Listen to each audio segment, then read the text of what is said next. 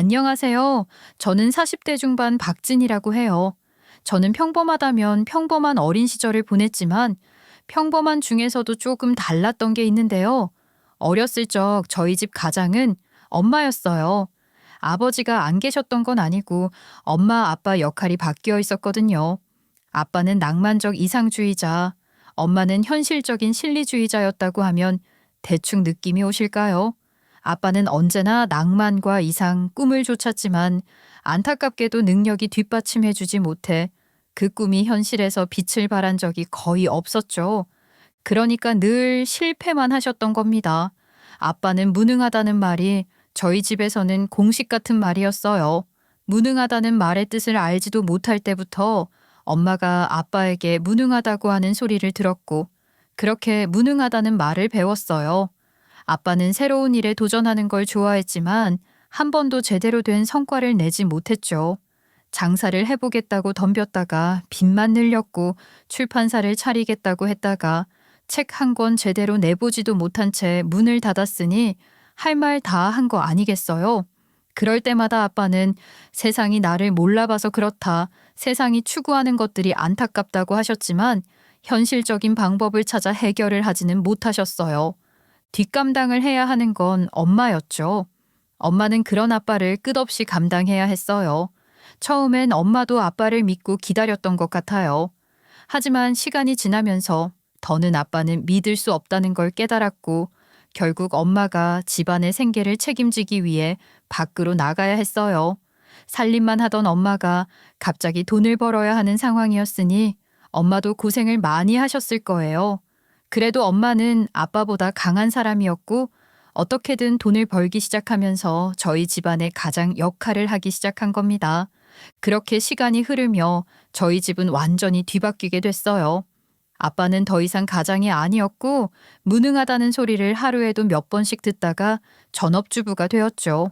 아빠는 밥을 차리고 청소를 하고 시장을 봐오고 저와 동생들을 돌보며 살림을 하셨고 엄마는 아침 일찍 나가 밤늦게 들어오셨어요. 지친 얼굴로 현관에 들어서자마자 쓰러지듯 잠들어 버리던 엄마의 모습을 저는 기억해요. 그때 저는 어렴풋이 세상이 단순하지 않다는 걸 느꼈던 것 같아요. 엄마에게 경제적 권력이 넘어가면서 집안의 분위기가 바뀌고 엄마의 말이 곧 법이 되었어요. 아빠는 자신의 의견을 내비치지도 못하는 사람, 아니 더 정확히 말하면 엄마는 더 이상 아빠의 말을 새겨 들어주지 않았어요. 엄마뿐만 아니라 동생들마저도 말이에요. 저는 일남이녀의 맏이었고 내 밑으로 남동생과 여동생이 하나씩 있었는데 애셋 돌보는 것만 해도 만만한 일은 아니었을 거잖아요. 제가 초등학교 5학년쯤 됐을 무렵부터 아빠가 완전히 집에 들어앉아 살림하는 전업주부가 됐었는데 제 동생들은 여전히 손이 많이 가는 어린 나이였고 익숙하지 않은 육아에 쩔쩔매던 아빠의 모습도 저는 기억하고 있답니다. 그래도 금방 적응을 하고 아빠의 역할, 그러니까 고전적으로 생각하는 엄마의 역할을 해주셨어요. 단순히 아빠가 돈을 못 벌어서 그렇다기보다 성향 자체가 엄마는 원래 좀 센 편이고 아빠는 보드랍고 순한 사람이라 더 그랬겠지만 어린 제 눈에는 독불장군 같은 엄마한테 찍소리도 못하는 아빠가 불쌍했고 엄마가 나빠 보였거든요. 어린 동생들마저 아빠를 무시하는데도 그걸 다 웃으며 받아주는 아빠를 안쓰러워하는 건 저뿐이었어요. 엄마는 아빠를 본보기 삼아 실패해서는 안 된다는 교육을 하셨는데 제 생각에는 그런 모습들이 지나치게 가혹한 것 같았어요. 진이야, 너 이거 수학 점수가 이게 뭐야? 이래서 어떡하려고 그래? 너희 아빠처럼 되기 싫으면 공부를 열심히 해야지. 성적도 중요하지만 인생에서 중요한 건 인생에서 중요한 게 뭔데? 행복은 성적순이 아니라는 둥 그딴 소리 할 거라면 시작도 하지 마. 이상이니 낭만이니 꿈이니 그런 게 뭔데? 당신 결국 어떻게 되는지 애들도 다 알아? 괜히 헛된 꿈 심어주지 말고 그냥 조용히 있어. 아니, 그래도 아주 어린애들한테. 됐어, 그만해. 내 말 끊지 말고 그냥 좀 가만히 있어. 얘들아, 세상은 냉정한 거야. 실패하면 끝이야. 너희 아빠를 봐. 그러니까 죽어라 공부해서 성공해야 돼. 엄마, 공부 잘한다고 해서 무조건 성공하는 건 아니잖아요. 무조건이라고 말할 순 없지만 성공의 기반을 갖춰야 하는 거야. 공부도 제대로 안 해놓고 성공하길 바라는 것보다 훨씬 쉽지 않아. 뭐가 문제야? 엄마가 어떻게든 너희들 학원 보내고 과외시키고 그러는 데는 다 이유가 있는 거야. 그러니까 나 이번에 보내려는 학원 거기도 엄청 비싼 곳인데 그냥 다른 학원 가도 돼요. 그런 걱정은 네가 할 필요 없어. 그런 건 엄마가 알아서 하는 거야. 엄마는 너희한테만큼은 아빠 같은 인생 안 살게 할 거야. 그렇게 가르치는 게 엄마 역할이란 말이야. 다른 학원에서도 열심히 하면 되는데. 열심히만 하면 뭐해? 결과가 없으면 그냥 패배자, 낙오자야. 돈이 좀 비싸도 유능한 선생님이 있는 학원에서 배우는 게 좋아. 진이 네가 맞이 아니니? 네가 길을 잘 닦아 놓아야 동생들도 잘 따라가지. 저희가 중학생이 되고 고등학생이 되고 그러면서부터 식탁에서 오가는 이야기들의 주제는 거의 공부니 성적이니 하는 것들에 대한 것이었고 단호하고 강압적인 엄마 때문에 식탁 위의 공기는 늘 무거웠어요. 묵묵히 수저만 움직이는 동생들 그리고 또 아무 말도 하지 못하는 아빠 그런 아빠를 안타까워하는 저 그랬었죠. 엄마의 교육 방식을 동생들은 그래도 잘 받아들이는 것 같았어요. 그러니까 동생들은 엄마를 닮고 저만 아빠를 닮은 거죠. 그렇긴 해도 엄마 말을 거역할 순 없었으니 엄마 등살에 저 역시 온갖 학원 다니며 전형적인 입시생의 삶을 살았고 그 덕분에 나름 괜찮은 대학에 입학할 수 있었어요. 물론 엄마는 더 좋은 대학에 가지 못한 것을 속상해 하시며 1학년 때부터 대기업 입시 스터디에 들어가라는 둥 계속해서 압박을 하셨지만 저는 대기업 입시에는 처음부터 관심도 없었어요. 웬만한 중견기업에 입사를 한 것으로도 저는 대만족이었지만 엄마에게 저는 실패한 자식이었을지도 모르겠어요. 그나마 다행인 건 동생들이 훨씬 더 잘 됐다는 겁니다. 둘 다 저보다 착실하게 공부를 했고 남동생은 저보다 월등히 좋은 대학 나와 엄마가 노래를 부르던 대기업에 들어갔으며 여동생은 대학 1학년 때부터 준비해 회계사가 됐어요. 동생들은 엄마의 자랑이었죠. 저는 엄마의 자랑까지는 되지는 못했지만 그래도 저 스스로는 제 삶에 만족했던 것 같아요. 저는 그냥 그렇게 남들이랑 비슷하게 평범하게 사는 게 좋았어요. 그러니 남들처럼 연애도 하고 그랬죠.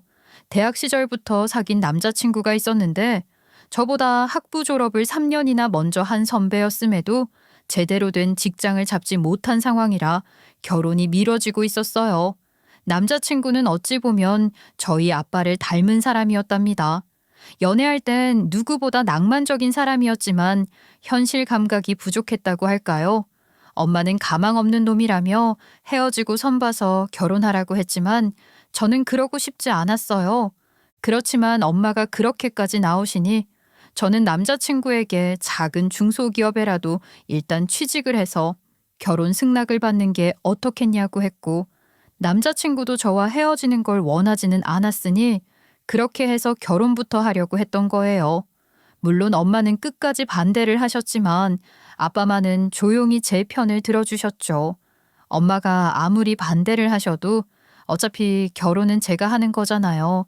죽어도 하겠다고 하면 어쩌실 수가 없는 거죠.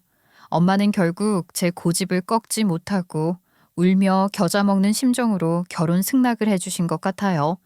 남편은 외아들이었어요. 고등학교 때까지 경기도 외곽에 살았다는데 거기서 할머니, 할아버지의 증조 할머니까지 모시고 사는 대가족이었대요. 그러니까 시모는 층층시야 호된 시집살이를 겪으며 고생도 많이 하셨던 분이라고 하더라고요. 그러다 남편이 고3이 되던 해 시조부모 소유의 시골 땅이 개발되며 큰 돈을 벌게 됐고 그때 서울에 부동산 사서 이사를 했던 거거든요. 원래 살던 곳은 경기도 중에서도 완전 시골이었던데 그런 곳에서 자연과 함께 자란 사람이라 그런지 남편은 제가 흔히 보던 사람들과는 다른 느낌이었어요. 어린 시절 자란 환경이 정서에 정말 큰 영향을 준다는 걸 남편을 보며 확인했지 뭐예요. 하여간 시댁에 처음 인사를 갔을 때 시모를 보고 좀 놀랐던 게 진짜 고생을 많이 하셨던 분이라는 게 티가 나더라고요. 시골 땅 판 돈으로 살림이 펴진 덕분에 고생한 거 보상받으며 누리기 시작하셨다고는 하나 얼굴만 보면 지금도 논일, 밭일, 굳은 일 매일 하며 힘들게 사시는 분 같았어요. 그래도 경제력을 갖고 있다는 게 든든한 거긴 한지 시모는 아주 당당한 태도를 보이셨고 상견례에서 저희 엄마랑 시모랑 기싸움 같은 걸 좀 하기도 하셨는데 그때 전 정말 숨 막혀 죽는 줄 알았거든요. 사실 아닌 게 아니라 걱정이 좀 되기는 합니다.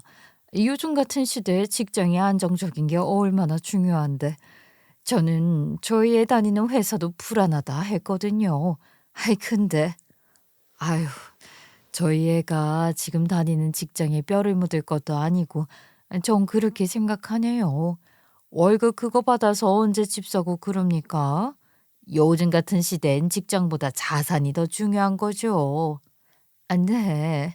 부동산을 좀 갖고 계시다고 들었어요. 집안 재력이 있으면 자식들이 든든하긴 하겠죠. 그래도 자기 힘으로 뭘 이뤄내는 것도 중요하다 싶네요. 그럼요, 그럼요. 그래서 더욱더 자산이 중요한 거죠. 말이야 바른 말이지. 대기업이라고 안 망한다는 보장도 없고 말이에요. 뭐 그렇게 따진다면 할 말이 없는 거죠. 근데 그 부동산도 여러 가지 영향에 따라 변동이 크지 않나요? 무슨 말씀이세요? 부동산이야말로 안 망하는 업종이죠. 저 두 분 말씀하시는데 죄송하지만 음식 다 식겠어요. 따뜻할 때 드셔야 맛있는데 말입니다. 그래? 아유, 우리가 말을 너무 많이 했나? 이 집 음식이 좋네. 남편과 저는 두 엄마들의 아슬아슬한 신경전 때문에 음식이 어디로 들어가는지도 몰랐던 것 같아요. 그리고 상견례가 끝나고 나서도 저는 엄마 붙들고 남편이나 시모 두둔하기 바빴죠. 엄마는 시모를 두고 돈이 많으면 뭐 하냐. 좋은 옷, 좋은 가방 들어도 태도 하나도 안 나더라. 그냥 시골 사람 아니냐. 그런 집에 들어가서 시집살이 할 수 있겠냐 하며 잔소리를 하셨지만 그래도 시댁 형편이 웬만큼은 괜찮다는 걸 확인하셨으니 그나마 더 반대하진 않으시고 결혼 승낙을 해주신 것 같아요. 그렇게 결혼했고 저희 능력으로는 꿈도 못 꿀 신혼집을 시댁에서 장만해 주셨던 덕분에 저희는 여유로운 신혼을 시작할 수 있었죠. 시댁 덕을 보며 시작했다고는 하나 평생 시댁 보조받으며 살 수는 없는 노릇인데 남편은 결혼 후 다니던 회사를 바로 그만두는 거예요. 아니, 들어간 지 얼마나 됐다고 사표를 썼다는 거야? 애초에 결혼 승낙 받으려고 들어갔던 회사잖아. 아이, 뭐 더 다녀볼 것도 없어. 나랑은 안 맞는 곳이야. 아무리 그래도 그렇게 쉽게 그만뒀어? 그럼 당장 생활비는 어떡해? 내가 월급을 받긴 하지만 난 우리 둘이 버니까 적금도 큰 걸로 하나 들어놨단 말이야. 알잖아. 걱정 마. 내가 회사 그만뒀다고 하면 우리 엄마가 좀 도와주실 거야. 뭐? 아, 그러니까 지금 부모님께 손을 내밀겠다는 거야? 아니, 결혼까지 하고 분가에 살면서 생활비 원조를 받는다는 게 말이 되냐고. 에이, 괜찮아, 괜찮아. 그게 뭐 어때서 그래. 내가 알아서 할 테니까 걱정 마. 우리 엄마는 나한테 맡겨. 그게 문제가 아니라 난 그렇게 시댁 원조 받으며 살고 싶진 않아. 우리 힘으로 충분히 살 수 있는데 왜 그래야 해? 그러니까 얼른 다른 회사부터 알아봐. 알아보고 있는 거지? 우선은 내 월급으로 생활하면 되니까 어머님께는 괜한 말씀 드리지 말고, 응? 에이, 뭐 계속 알아보고 있긴 한데 중소기업 분위기가 다 거기서 거기지 뭐. 나랑 맞을 것 같은 곳이 잘 없더라. 아니, 어떻게 그렇게 입에 딱 맞는 곳을 찾으려고 해. 대기업 다니는 애들도 지들 회사 다 욕해. 그냥 참고 다니는 거지.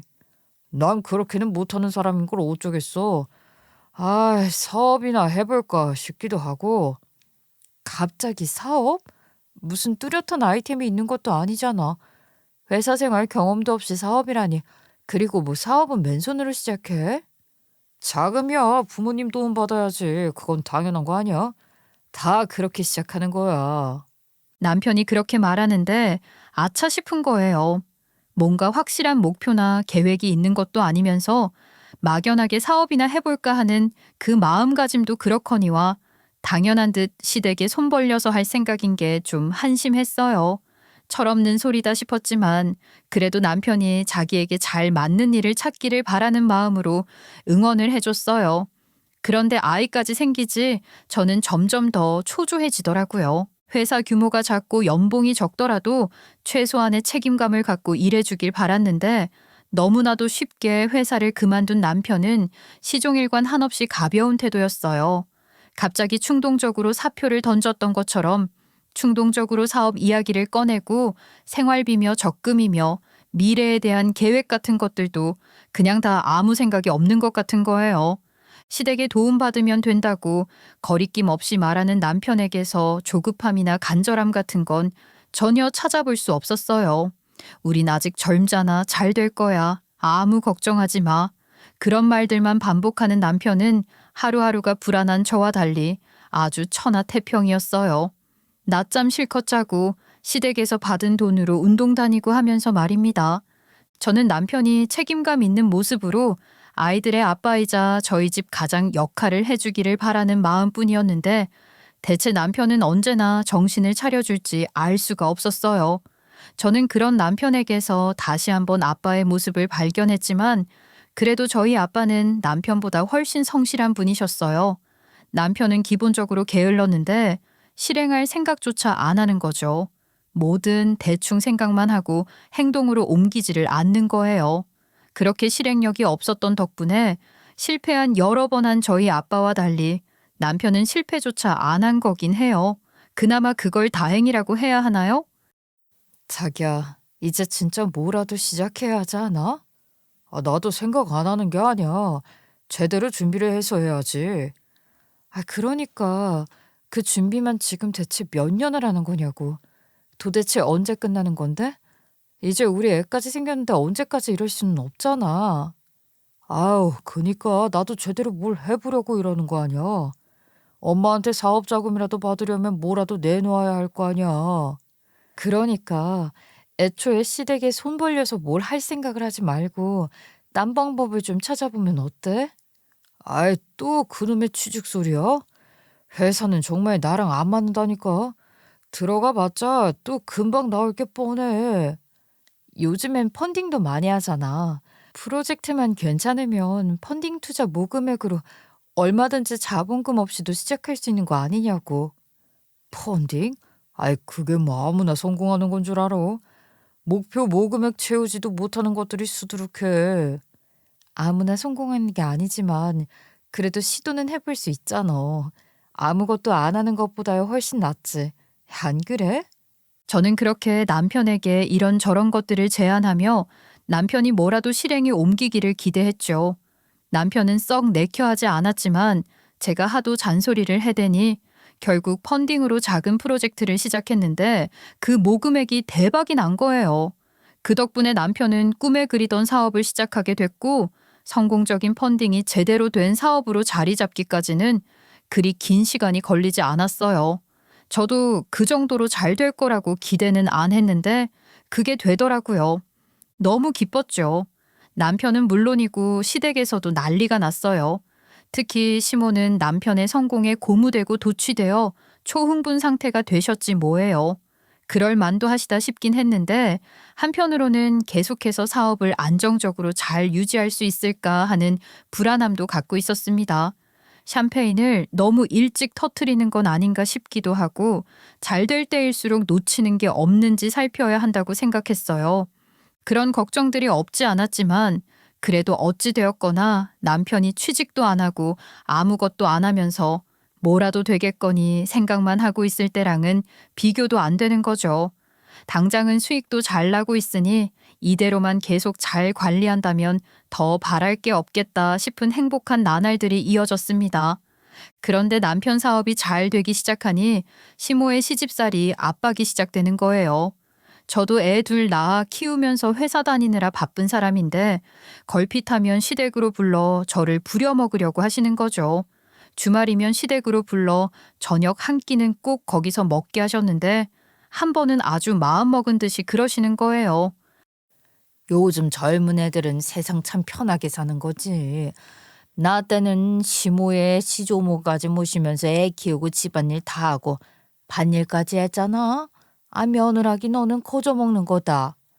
어머니, 저도 애 둘 키우면서 회사 다니느라 정말 정신이 없어요. 그거야 네 욕심 때문에 그런 거 아니냐? 아, 누가 저더러 회사 다니며 돈 벌어오라고 하는 사람이 있어? 누가 시킨 사람이라도 있냔 말이다. 애비가 제대로 돈을 벌기 시작한 게 얼마나 됐다고 그러세요. 제 월급 아니었으면 애들 키우지도 못했죠. 네가 집에서 살림 충실하게 살았으면 그깟 생활비 우리가 보태줬을 거 아니야. 그래도 결혼해서 자식까지 낳고 살면서 부모님께 의존할 수는 없죠. 일하는 것도 보람있고 또 요즘은 다 맞벌이가 당연한 거 아니겠어요?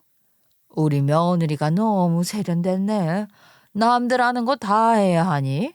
내 집안 며느리 됐으면 내 집안 법도 따르는 거지. 나는 그렇게 안 배웠다. 주말마다 시댁에 와서 저녁 먹는 것도 쉬운 건 아닌데요, 어머니. 이렇게 하는 사람들 흔치 않을 거예요. 아이고, 기가 막혀서. 너희 집에서 우리 집이 먼 것도 아니고 일주일에 한 번 와서 저녁 차리는 것도 안 한다고 해서야 말이 되니? 안 되겠구나. 내가 우리 집안 전통을 조금 더 세워야겠어. 며느라기 너 이번 주 수요일에 집에 와서 나 좀 돕거라. 그날 손님 치를 일이 있어. 네? 갑자기 그러시면 회사는 어떡하라고 그러세요? 휴가를 쓰든 뭐 그건 네가 알아서 할 일이고 어쨌거나 수요일에 오라면 와. 며느리로서 당연히 해야 할 도리라는 게 있는 거다. 나는 새벽에 일어나서 시조모 밥 차리는 걸로 시작해서 한밤중에 바느질까지 해야 하루 일과 다 끝났어. 시모는 공감도 안 되는 자기 시집살이 힘들었던 이야기를 계속해서 하시며 제가 하는 건 며느리 노릇도 아니다 하시는 거예요. 그때랑 요즘이 같은 것도 아니고 시골에서 시집살이 하던 시모와 회사까지 다니는 제 상황이 같지도 않은데 자꾸만 시모 시절 이야기를 하시는 것도 저는 너무 불편했어요. 부당하다고 느꼈지만 가정의 평화를 위해서 제가 조금 더 참아보자 하는 심정으로 시모가 원하는 대로 해드리려고 최대한 노력을 했거든요. 평일이고 뭐고 할 것 없이 시댁으로 불러서 가면 시모 손님상 차리거나 대청소, 냉장고 정리, 이불 빨래 그런 것들을 시키셨는데 저도 살림하는 사람이지만 날 잡고 해야 하는 그런 일들을 아무렇지도 않게 하라고 하시니 체력적으로 너무 힘들었어요. 대청소 한다고 하셔서 연차 내고 달려가 하루 종일 일하고 온 지 며칠 지나지도 않아서 또 시댁으로 호출을 하시기에 이건 도저히 감당이 안 되겠다 싶어서 솔직하게 말씀드렸거든요. 어머니, 무슨 일 때문에 그러세요? 사실 제가 며칠 전에 대청소하고 와서 몸살이 제대로 났어요. 오늘도 퇴근하고 야간 진료하는 병원에 가서 주사 한 대 맞고 왔는데도 영 회복이 안 되네요. 아이고, 몸이 그렇게 약해서 어디다가 쓰니? 하기 싫은 일을 억지로 해서 그런 거 아니야. 일도 해버릇해야 느는 거지. 원래 그럴 때는 몸을 한 번 더 써주고 그러면 다 괜찮아지는 거다. 네? 어머니, 그게 병원에서도 며칠은 푹 좀 쉬라고 했고. 아이고, 예. 병원에서 하는 말 그거 귀담아 들을 거 없어. 내가 지금 병원 가잖아? 그러면 나더러는 당장 입원하라고 할 거다. 잔말 말고 오라면 와. 어머니, 제가 정말 웬만하면 어머니 말씀대로 할 텐데요. 정말로 몸이 너무 힘들어서 그래요. 글쎄, 그 몸 힘든 거 내가 낫게 해준다고 하지 않니? 일도 요령껏 하는 법이 다 있어. 그니까 와서 좀 배워라. 어머니, 제가 노력을 안 하는 것도 아니고 저도 나름대로는 최선을 다하고 있어요. 그치만 어머님 시집살이 하시던 시절의 방식을 그대로 저한테 적용하려고 하지는 말아주세요. 그때랑 지금이랑은 많은 게 다르고 또 어머님이랑 저랑 상황도 다 다르잖아요. 너 지금 그게 무슨 소리냐? 너랑 나랑 다르다 이거야? 아이고, 너 지금 시애미 무시하는 거니? 어머니, 그런 말씀이 아니라요. 아니, 얘가 정말 보자 하니까 너 내가 너한테 그렇게 만만하게 보일 사람 같아? 아이 참말 말고 오라면 와. 시모는 그렇게 화를 내며 전화를 끊으셨는데 저는 그 상태로는 도저히 시댁에 갈 수가 없었어요. 그래서 대신 남편을 보냈죠. 그랬더니 그날 남편이 시모 모시고 쇼핑에 고급 레스토랑에 카드를 대체 얼마나 긁었는지 아세요? 대체 뭘 산 거냐고 했더니 골프채 바꿔드렸다는 겁니다. 심지어 새 골프채 사들인 지 얼마 되지도 않았을 때였어요. 식사를 해도 그냥 보통 식당에 가는 걸 볼 수가 없고 최소 한우 아니면 고급 한정식집, 호텔 레스토랑 이런 데만 찾아다니는 거예요.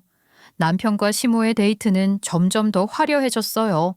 시모는 저한테 시집살이 강요하는 게 맘대로 되지 않으니 그런 식으로 저를 압박하시는 것 같았죠. 여행을 보내달라거나 명품을 사달라는 등 부담스러운 요구도 당연한 듯 하시기 시작했으니 저로서는 도무지 이해를 할 수가 없었어요. 남편은 고생한 자기 엄마 안쓰럽게 생각하는 마음도 있고 또 자기가 받은 게 많으니 당연히 해야 한다고 생각하는 것 같았지만 제 기준에서는 도를 한참 지나친 것들이었거든요. 그렇게 시모와의 관계가 조금 불편해진 상황에서 명절을 맞게 됐는데 저는 이 기회에 시모와 관계 개선을 좀 하려고 마음을 먹었죠. 시모와 허심탄회하게 이야기도 좀 하고 그런 시간을 갖고 싶었어요. 그런데 하필 명절 앞두고 급한 일이 생겨 출근을 해야 하는 상황이 된 거예요. 할 수 없이 남편과 애들을 먼저 시댁에 보내놓고 저는 출근해서 일을 했어요. 마음이 급하니 더 안 되는 것 같기도 하고 미친 듯이 일을 끝내놓고 시댁으로 가니 시간이 벌써 9시가 다 되었더라고요. 죄송합니다 하는 소리를 연신 내뱉으며 시댁 현관에 들어섰는데 애들이 그런 제게 달려오며 밥을 차려달라는 거예요. 밥? 아니 아직 저녁을 안 먹었다는 거야? 지금 9시가 다 됐는데. 우리 아직 밥 못 먹었어, 엄마. 나 배고파. 할머니가 엄마 오면 차려달라고 하랬어. 엄마 밥 줘. 이게 무슨 아빠는 어디 갔어? 아빠는 동기 모임 한다고 낮에 나갔어. 할머니 할아버지도 약속 있다고 나갔다 오시고. 그러면 니들끼리 있었단 말이야? 밥도 못 먹고? 애미 너 이제 왔니? 아이고 네 얼굴 한번 보기 참 힘들구나. 그 회사 일은 너 혼자 다 하니? 가정 있는 여자를 명절 직전까지 불러내고 말이다. 네. 그게 일이 좀... 그보다 어머니, 애들이 아직 저녁을 못 먹었다는데 어떻게 된 일이에요? 그래, 애비도 약속 있어 나가고 우리도 저녁에 모임이 있어서 밖에서 먹고 들어왔지 뭐냐. 아니 어머니, 아무리 그래도 애들 먹을 건 준비를 해 주시던가. 그것도 아니면 뭐 하나 시켜주기라도 하시지. 지금까지 애들을 굶기고 계셨어요? 얘 좀 봐라. 그래서 너 지금 또 나한테 대드는 거냐? 명절날 오지도 않고 남편 손에 애들 딸려서 덜렁 보내놓고 한밤중에 들어오는 며느리가 그게 시어머니한테 할 소리냐고. 어머니, 제가 어디 가서 놀다 온 것도 아니고 일 때문에 어쩔 수 없는 상황이었잖아요. 아니 아무리 그래도 어머니 손주들인데 어떻게 이러실 수가 있어요? 제가 아무리 미우셔도 애들한테까지 이러시는 건... 아이고, 너 아주 시어머니한테 시집살이 시킬 작정이야? 내가 네 뒤치다거리 하는 사람이냔 말이다. 그런 말씀이 아니라 그래도 저는 명절도 되고 했으니까 어머님이랑 풀 건 풀고 잘 지내보려는 마음으로 왔는데 정말 너무하시네요. 너무하기는 뭐가 너무해. 길 가는 사람 붙들고 물어봐라. 애들 밥 차리는 건 며느리인 네 년일이지. 지 볼일 본다고 나간 며느리 대신 내가 손주 밥 차려주게 생겼어. 어머님, 애들도 있는데 어떻게 그런 말씀을... 며느리가 무슨 죄를 짓기를 했나요? 아니 제가 어머니께 빚을 지기를 했나요? 며느리가 이 집 종년인 줄 아시나요? 뭐야? 아니 너 뭐 잘못 먹었냐? 인연이 있게 미친 게 아니고 뭐야? 며느리가 며느리 노릇하는 게 당연하지. 그 며느리 노릇이라는 걸 누가 정해놓은 건데요? 며느리 노릇? 그거야 시애미인 내가 정하는 거지. 네 년이 내 아들 덕에 호강하면서 며느리 노릇도 안 하고 거저 먹으려고 하는 게 괘씸해서라도 내가 네 년 버릇 제대로 가르칠 작정이다 이년아. 뭐라고요? 제가 정말 생각을 한참 잘못했지.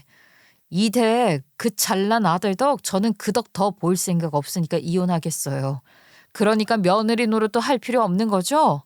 저는 그렇게 말해버리고 애들 짐 챙겨서 나갈 채비를 했습니다. 시모는 얼굴이 시뻘개져서는 그야말로 폭발을 하는 거예요. 정말이지 애들한테 그딴 소리 듣게 하는 게 미안해서 얼른 그곳에서 나오고 싶다는 생각뿐이었어요. 원래도 시모가 그런 면이 있는 분이란 걸 알고는 있었지만 남편이 돈도 못 벌고 그러고 있을 땐 그래도 그 정도는 아니셨거든요. 이제 남편이 잘 나간다 싶으니 여태 못했던 것들까지 다 끌어모아서 며느리를 잡을 생각인가 본데 저는 그렇게는 못 살죠. 그렇게 살아야 할 이유가 없다 싶었습니다. 시모가 모르는 사실이 있었는데 그 사실을 알고도 저한테 그런 막말을 하려는지 저는 그런 시모 다시는 보고 싶지 않다는 심정으로 시댁을 나왔어요. 시모가 모르는 게 대체 뭐냐고요? 네. 그건 제가 여러분께도 아직 말씀을 제대로 드리지 않은 거예요. 시모가 태도가 변한 건 남편 사업이 잘 되기 시작하면서부터라고 했잖아요. 그런데 그 남편 사업 말이에요. 사실은 그거 제 사업이나 마찬가지라는 걸 시모는 꿈에도 모르고 있을 겁니다. 여러분도 놀라셨나요? 남편 빈둥거리는 걸 더 두고 볼 수가 없어서 펀딩을 시작해보라고 할 때부터 제 아이디어로 갖고 했던 프로젝트였어요. 이후 아이디어를 확장하고 본격적인 마케팅을 하면서 실현 가능한 사업 프로젝트로 만들기 위한 여러 과정을 거치는 것도 다 제가 한 거거든요. 제가 원래 회사에서 하던 일이 신사업 관련된 일이었는데 그걸 남편 붙들고 제대로 해보기로 한 거예요. 펀딩 준비하면서 밤샘하며 자료 만든 것도 저였고 처음부터 끝까지 제 손을 거치지 않은 일이 없어요. 남편이요? 남편은 정말 한 일이 없습니다. 그저 숟가락 얹은 거예요. 펀딩이 예상보다 더 좋은 반응을 얻어서 그때 전 과감하게 회사 그만두고 나왔고 그때부터는 본격적으로 남편 사업을 맡아서 하고 있었던 겁니다. 그랬던 걸 시댁에 알리지 않았는지 의아해 하실 것 같은데요. 엄밀히 하자면 시댁에 알리지 않으려고 한 게 아니라 저희 애들 때문이었어요. 사업이 잘 되면서 남편이 책임감 있고 능력 있는 가장의 모습으로 아이들에게 비춰지는 게 너무 좋았거든요. 제가 어떤 환경에서 자랐는지 아시잖아요. 무능한 아빠가 엄마한테 늘 혼나고 기죽어 있는 것만 보고 자랐던 저였기에 제 아이들에게는 근사하고 멋진 아빠를 만들어주고 싶었어요. 제 동생들은 지금도 아빠를 무시하거든요. 저는 엄마의 교육이 잘못됐다고 생각했던 사람이에요. 가장으로서의 아빠의 위신을 세워주며 부모 공경하는 것도 가르쳤어야 한다고 생각해요. 그래서 제 아이들만큼은 그렇게 키우고 싶었죠. 처음부터 남편 사업이 대박을 터뜨리며 잘 될 거라고 기대하고 믿었던 건 아니었어요. 실패를 하더라도 경험을 얻기를 바라는 마음으로 묵묵히 뒤에서 제 역할을 하며 도왔던 거죠. 저는 그렇게 한 발짝 뒤로 물러나 남편의 조력자가 되기로 자처했고 전면에는 늘 남편이 드러나도록 했어요.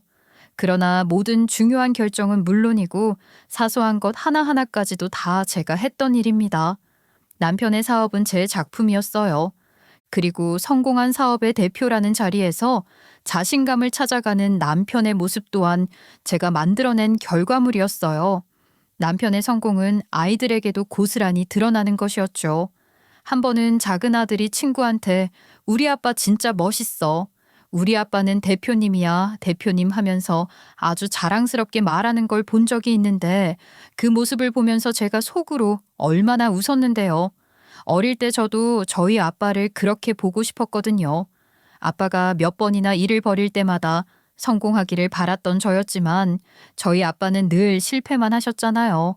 그렇다고 그런 아빠가 싫었던 건 아니지만 그래도 가끔은 우리 아빠도 성공한 멋있는 사람이면 좋겠다는 생각을 했어요. 그때 이루지 못했던 저의 바람을 저는 제 아이들에게 이뤄주고 싶었던 것 같아요. 회사에서 열심히 일하는 대표님인 아빠, 성공한 사업을 이끄는 아빠, 그러면서도 지들과 잘 놀아주는 다정한 아빠, 우리 가족을 책임지는 든든한 아빠. 저는 아이들 눈에 비치는 남편의 그런 모습들이 자랑스러웠고 그 모습을 지켜주고 싶었어요. 물론 남편을 그렇게 멋있는 사람으로 만든 건 바로 저였지만 제가 드러나는 것보다 남편이 멋진 아빠가 되는 게 좋았고 그걸 바라는 게 행복했습니다. 펀딩이 성공한 후 회사를 제대로 만들면서부터는 모든 걸 제 명의로 했으니 명실공히 제가 키운 제 사업임에 틀림없었지만 겉으로 드러나는 자리에 있는 건 남편이었어요. 그러니 아이들은 물론이고 시모도 남편 뒤에 제가 있다는 건 알 리가 없고 그 모든 것들이 남편 혼자 이뤄낸 것들이라고 철석같이 믿고 있었던 거죠. 뒤늦게 동기 모임에서 돌아온 남편에게 시모가 모든 이야기를 했겠죠. 물론 저를 싸가지 없고 어른도 몰라보는 폐륜 며느리로 만들어버리는 이야기를 했을 겁니다. 그러나 남편 귀에 시모의 그런 이야기가 제대로 들렸을까요? 제가 없이는 자기는 아무것도 아니라는 걸 누구보다 잘 알고 있는 건 남편 자신일 텐데요. 그러니 남편은 제가 이혼 소리까지 꺼내고 애들 데리고 갔다는 얘기에 혼비백산해서 저를 찾아와 빌기 시작하는 겁니다. 여보야. 이게 대체 무슨 일이야? 어? 내가 잠깐 모임 나간 사이에 우리 엄마가 아무것도 모르고 말이야.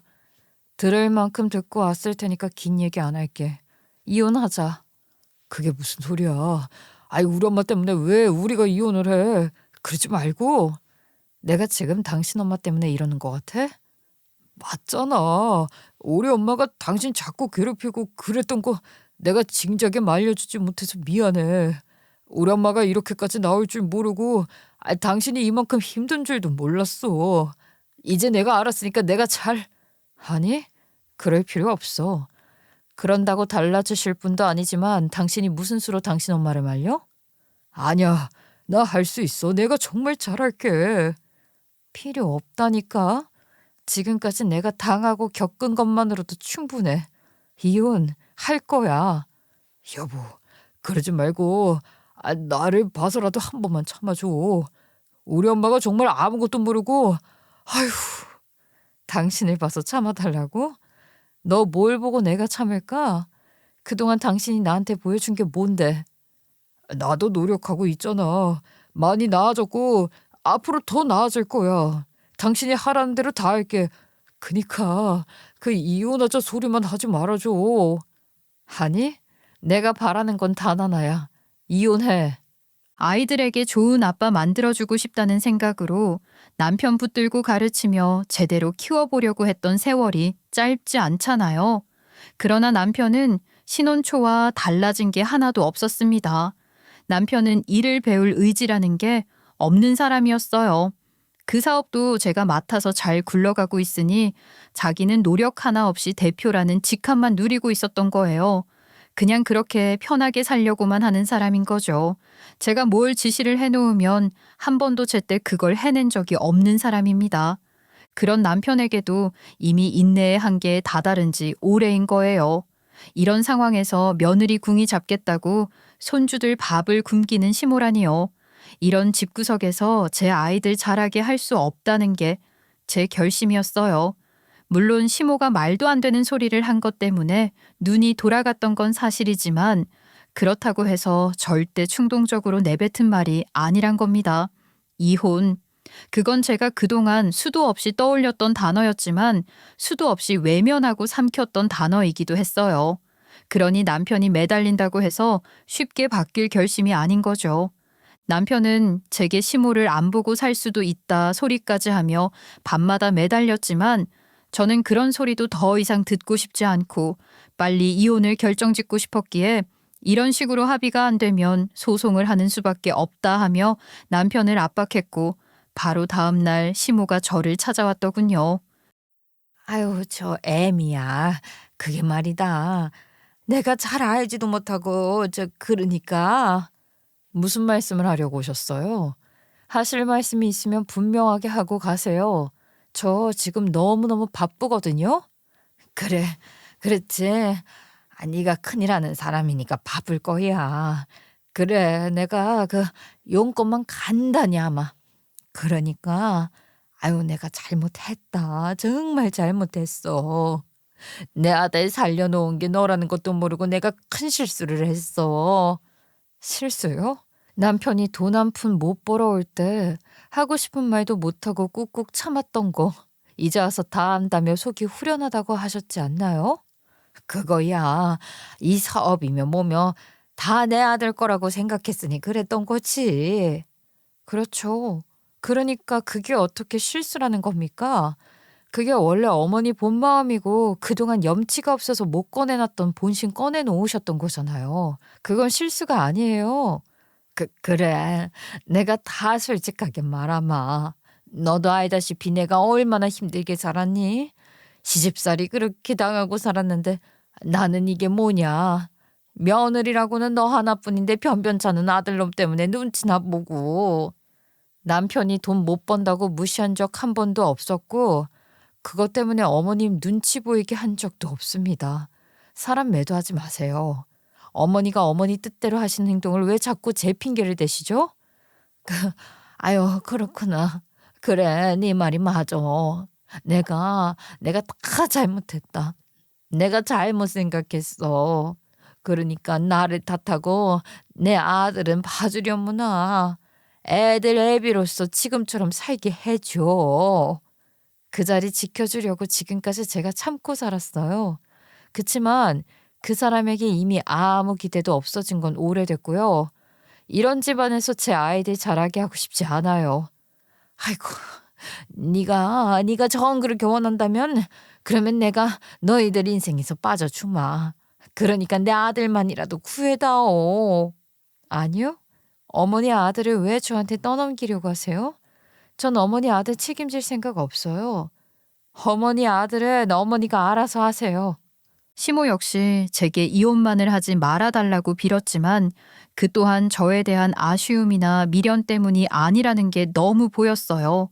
시모에게 필요한 건 제가 아니라 제가 이끄는 사업체인 거죠. 또 자기 아들 평생을 책임져 줄 사람. 저는 남편의 보호자로 평생을 살고 싶지 않습니다. 주변에서 아무리 뭐라고 해도 제 마음은 확고했어요.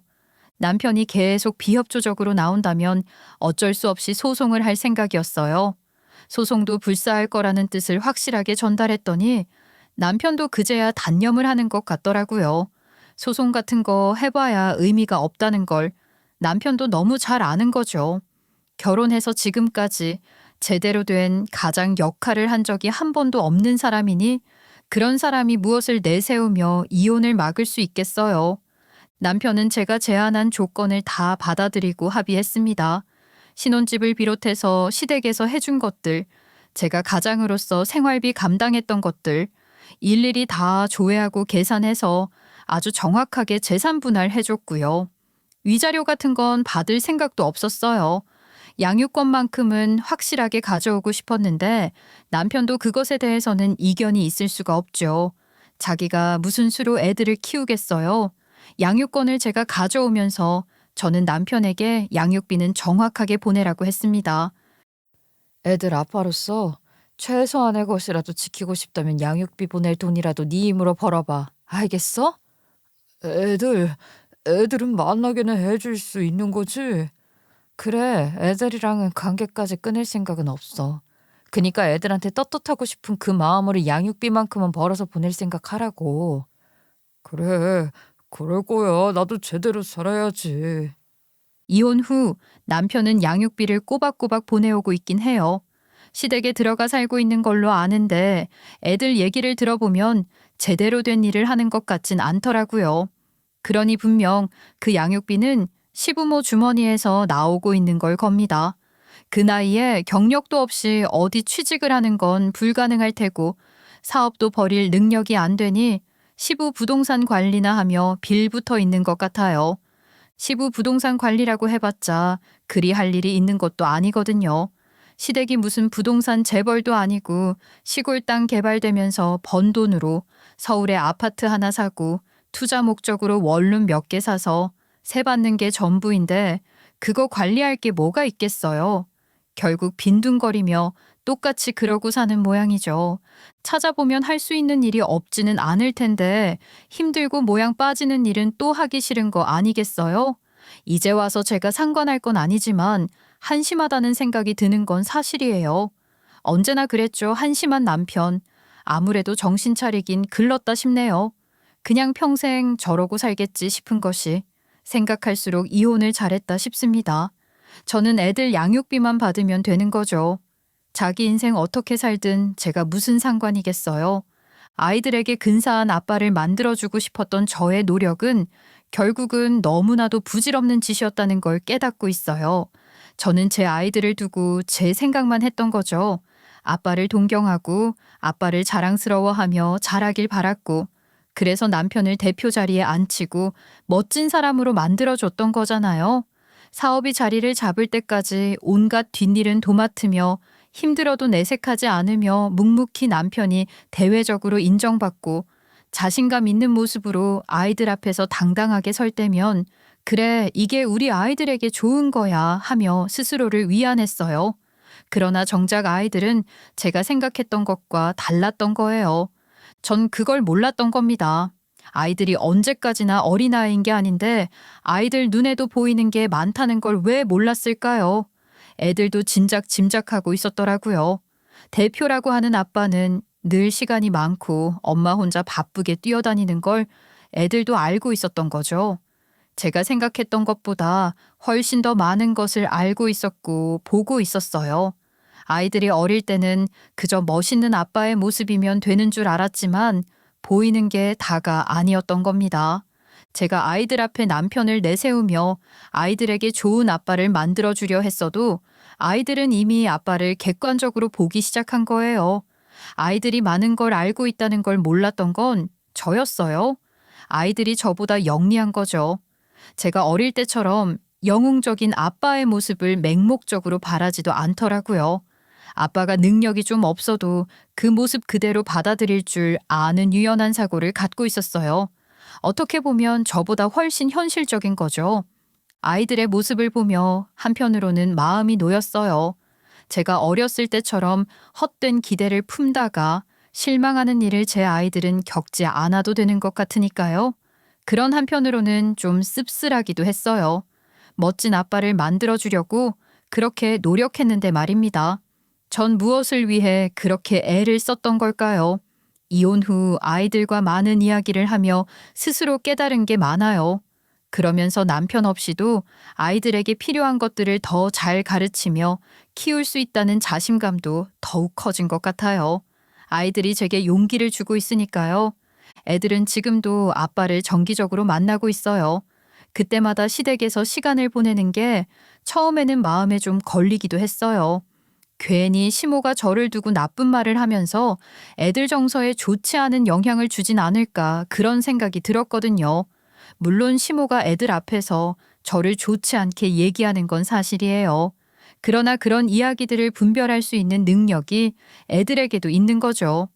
좋지 않은 영향을 줄 것 같다고 해서 지레짐작으로 아예 차단하는 것만이 능사가 아니라는 것 또한 배우고 있답니다. 뭐든지 있는 그대로 자연스럽게 노출하는 것이 제일 좋은 것 같아요. 아이들은 제가 생각하는 것보다 훨씬 똑똑하고 더 많이 멀리 깊이 생각할 줄 아는 것 같더라고요. 저는 그렇게 아이들의 능력을 믿고 맡길 줄도 알아야 한다는 것을 배우고 있어요.